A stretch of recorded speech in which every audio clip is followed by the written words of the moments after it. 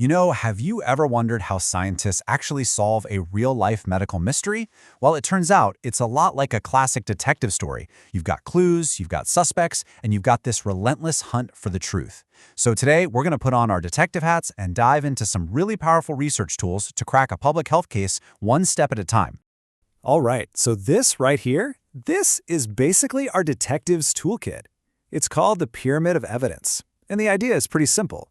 Each level is a different kind of study, and the higher we climb, the stronger our evidence gets. We're going to be using what I call the 5 C's. That's case report, cross-sectional, case control, cohort, and controlled trials to build our case from just a single tiny clue all the way up to solid proof.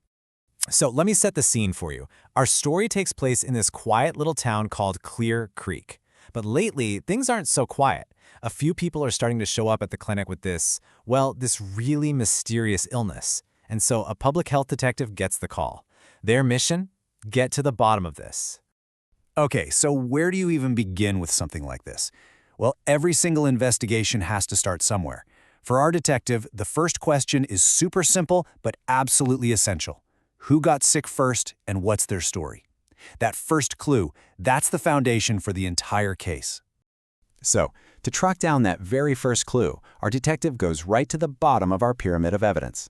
The first tool in the toolkit is the case report. This is ground zero. This is where all the detective work really kicks off.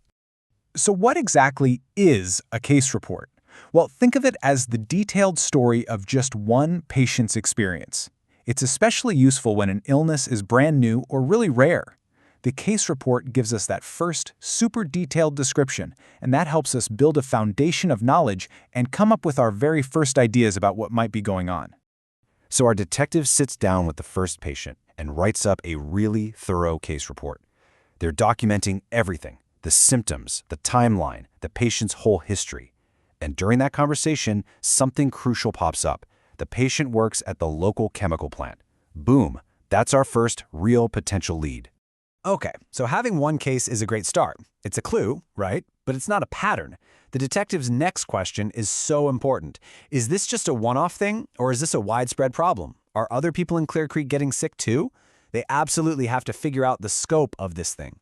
And to get that bigger picture, we've got to climb to the next level on our pyramid. It's time for a cross-sectional study. A cross-sectional study. What is that? Honestly, the best way to think about it is like taking a health snapshot of the entire town at one single moment in time. Its whole purpose is to measure prevalence, basically to find out exactly how many people have this illness right now. So that's exactly what our detective does. They organize a town-wide health survey to create that snapshot. And when the results come in, it's crystal clear. This is not an isolated incident. A pretty significant number of people in Clear Creek are dealing with the exact same mysterious illness. All right, so now we know who is sick and how many. The next big question is why? What is the one thing that all these sick people have in common that the healthy people don't? This is the point where the search for a cause really begins. And to find that connection, we're climbing another step up the pyramid to the case control study. Now, this study is cool because it lets our detective look backward in time for clues. They're going to compare the past histories of the sick people with the healthy people. Here's how a case control study works. You actually start with the people who are already sick. We call them the cases. And you compare them to a really similar group of people who are healthy. Those are the controls. Then you do the detective work. You look back into their pasts to see if the sick group was more likely to have been exposed to whatever you suspect is the cause. So here's how our detective starts to organize all this information. They put people into 2 main groups. The cases, which are the folks who are sick, and the controls, that similar group of healthy people. Then, for each group, they look back at their history to see who was exposed to that chemical from the plant and who wasn't.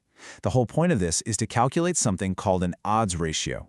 It sounds complicated, but it just answers one simple question. Were the odds of being exposed to the chemical higher for the sick people than for the healthy people? And in this case, the answer is a big yes. This is huge. It gives our detective their first really solid link, a strong statistical connection between the chemical and the illness. So now we have a really strong link. But, and this is a big but, a link or an association isn't the same thing as proof that one thing caused another.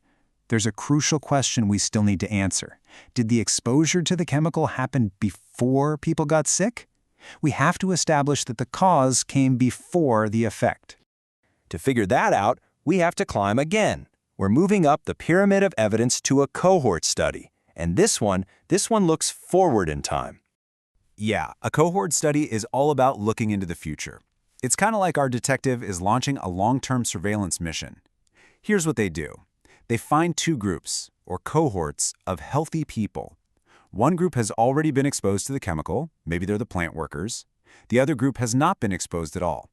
And here's the key part. The detective then follows both of these groups for a long time, just watching to see who gets sick. This is so powerful, because it establishes that timeline we were talking about.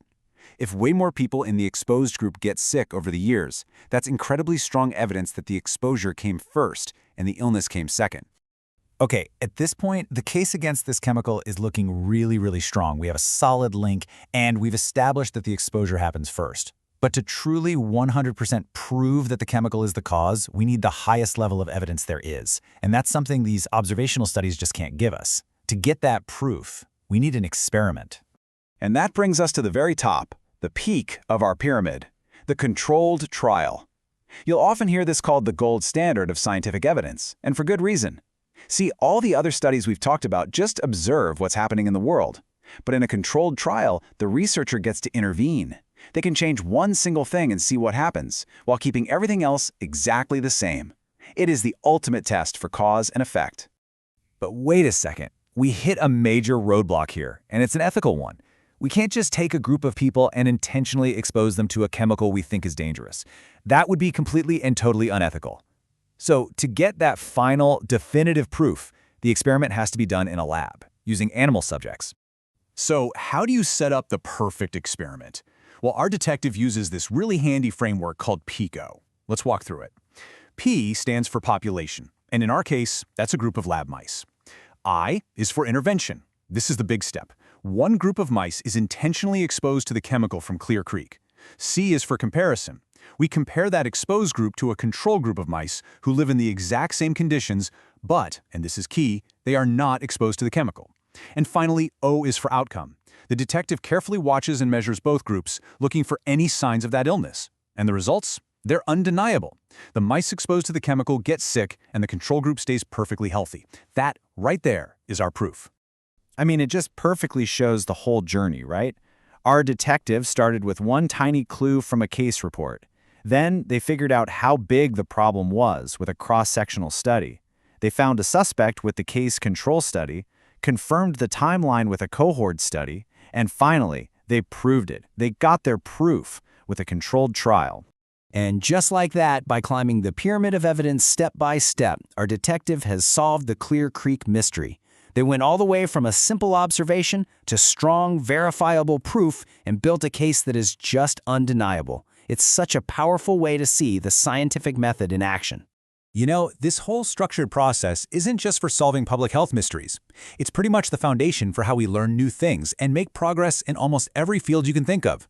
So the question I want to leave you with is this. What other huge, complex problems out there, big or small, do you think we could solve by climbing this pyramid of evidence, one step at a time?